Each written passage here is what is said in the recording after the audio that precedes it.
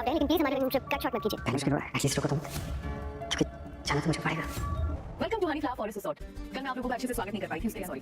लेकिन आपकी इस ट्रिप को मेमोरेबल बनाने की आज मैं पूरी कोशिश करूंगी। मुझे एक मौका दीजिए। आई प्रॉमिस अब कोई गलती नहीं होगी। चलिए अब आइए मैं आपकी मसूरी से भी मुलाकात करवा देती हूँ।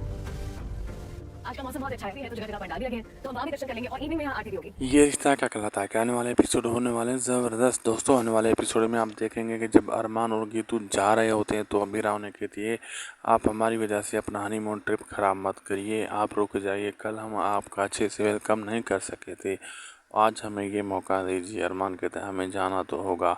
और अमीरा इतना अच्छा बोल रही होती है, इतना तेज़ बोल रही होती है, इतना जो अरमान और गीतू हैरान हो जाते हैं, ये तो बिल्कुल ठीक नहीं थी उधर जब घर थी, तो इतने दिनों में यहाँ रहकर इतना अच्छा कैसे सीख गई बोलना, और कैसे ये ठीक ठाक बोल रही है, इसको क्या हो गया, अबीरा इतनी जल्दी ठीक कैसे हो गई है।